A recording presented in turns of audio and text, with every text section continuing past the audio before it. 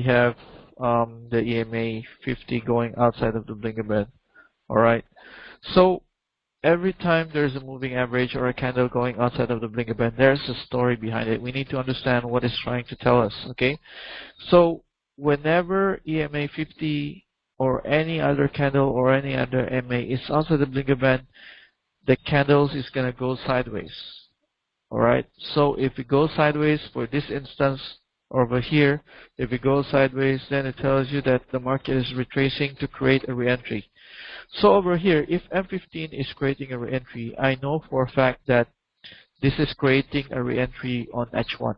Okay, so usually I teach this on most of my friends and most of my students. So we know that every time at particular time frame it's outside of the AMA, outside of the blinker band, we know there's a re-entry on a particular time frame. So for this example, we know that this is a re-entry cell on H1. Okay, so we know that this is the pinnacle of the entry for H1. So we will always be aiming to sell at this particular area.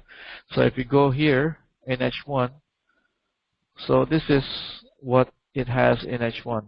Okay, so it tells you where exactly the re-entry is going to happen. All right, so let's have a test again. All right, so over here the EMA 50 is below mid BB, so I know that it's uptrend, and the EMA 50 is outside of the blinker band. So whenever these things happen, I know that it is creating a re-entry buy at H1.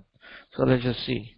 Okay, so over here, as you can see, that it has created a re-entry buy in H1. So it's pretty obvious when it comes to finding setups.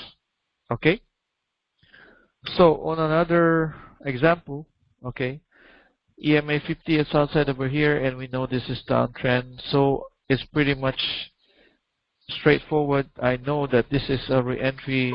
This is a H1 time frame, so I know that this is a re-entry sell on H4. Okay, so over here, this is where the re-entry is happening.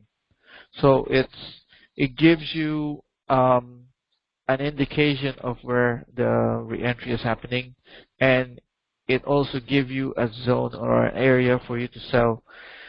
However, there's a lot of things that you need to understand when it comes to multi-time frame analysis later on. I'll talk about that. All right, so let's move on with the notes, otherwise we're gonna run out of time. Okay, so let's move on to the next part. So let's talk about